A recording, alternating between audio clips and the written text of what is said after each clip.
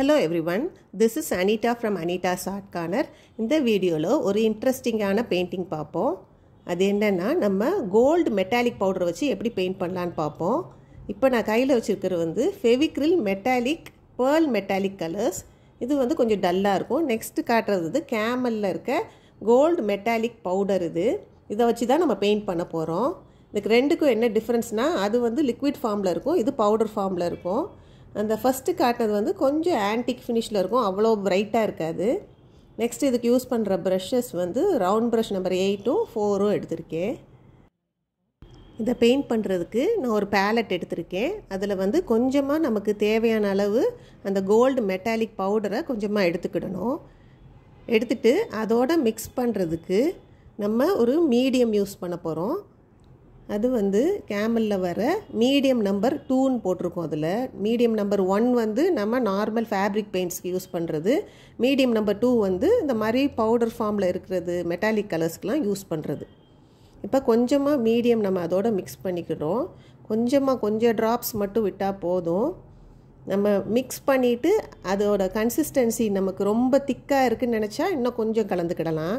நம்ம ஸ்மூத்தாக ஒரு க்ரீமி கன்சிஸ்டன்சி வரணும். அப்போ தான் நமக்கு அப்ளை பண்ணுறப்ப ஈவனாக இருக்கும். ரொம்ப திக்காக வச்சுட்டு நம்ம பண்ணாலுமே ரொம்ப லம்ஸ் மாதிரி ஃபார்ம் ஆகிருக்கும். அதனால் நமக்கு ரொம்ப பார்த்தாலே ப்ரஷ்ஷில் ரொம்ப திக்காக இருந்த மாதிரி தெரிஞ்சுன்னா இன்னும் கொஞ்சம் மீடியம் வந்து நீங்கள் கலந்துக்கலாம். இதுக்கு வாட்டர்லாம் யூஸ் பண்ணக்கூடாது.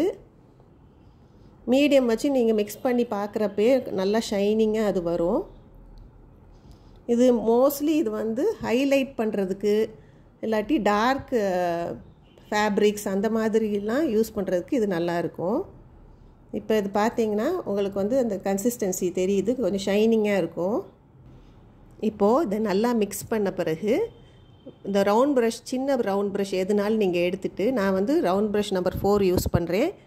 அதை வச்சு நீங்கள் அந்த பேட்டர்னை நல்லா அவுட்லைன் பண்ணிடணும்.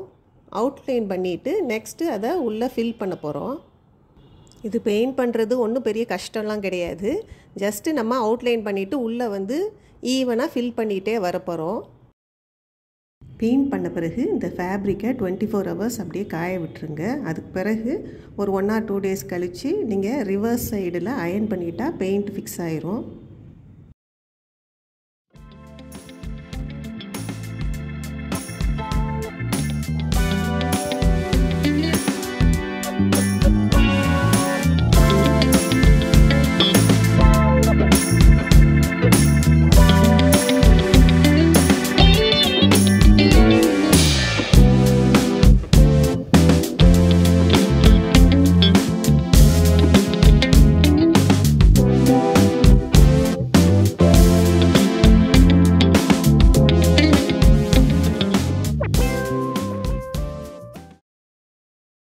இப்போது இதை அவுட்லைன் பண்ணி முடிச்சாச்சு. நெக்ஸ்ட்டு இதை உள்ளே ஃபில் பண்ண போகிறோம்.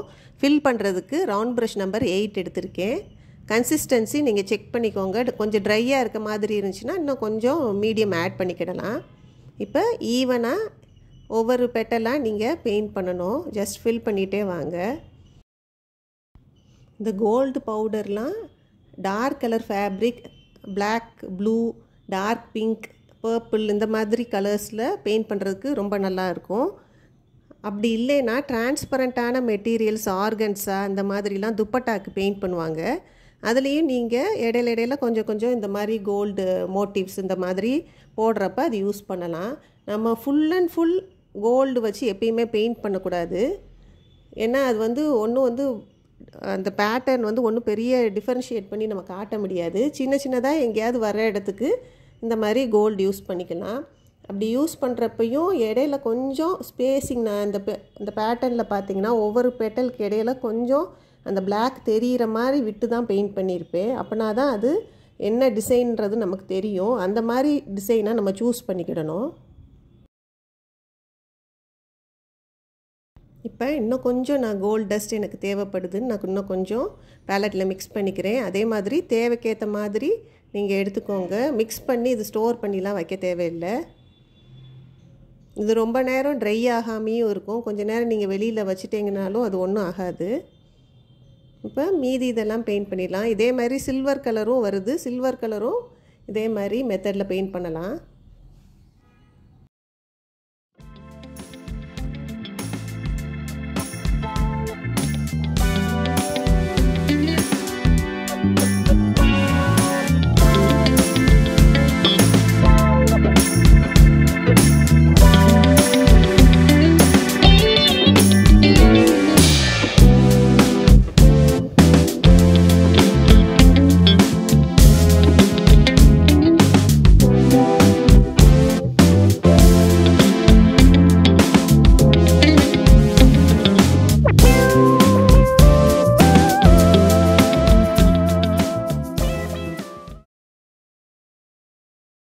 நாம் பெயிண்ட் பண்ணி முடித்த பிறகு வேறு என்னென்ன எலிமெண்ட்ஸ்லாம் இதில் ஆட் பண்ணலான்னு யோசிக்கலாம். ஏதாவது கார்னர்ஸில் 2-3 ஸ்வேர்ல்ஸ் மாதிரி இந்த மாதிரி கர்வ் பண்ணி போடலாம். அப்படி இல்லைன்னா இன்னும் கொஞ்சம் டாட்ஸ்லாம் வச்சு கொஞ்சம் ஸ்பேஸ் எல்லாம் ஃபில் பண்ணலாம். இது நம்ம பெயிண்டிங்கை இன்னும் கொஞ்சம் டெக்கரேட்டிவாக காட்டும். நம்ம நார்மல் ஃபேப்ரிக் பெயிண்டிங்கோடையும் இந்த மாதிரி கோல்டு மெட்டாலிக் பவுடர்ஸ் யூஸ் பண்ணலாம்.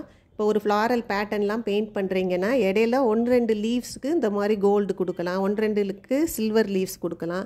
அதே மாதிரி மெட்டாலிக் கலர்ஸ் யூஸ் பண்ணுறப்பையும் அதோட சேர்த்து கோல்டு இதெல்லாம் யூஸ் பண்ணிக்கிடலாம்.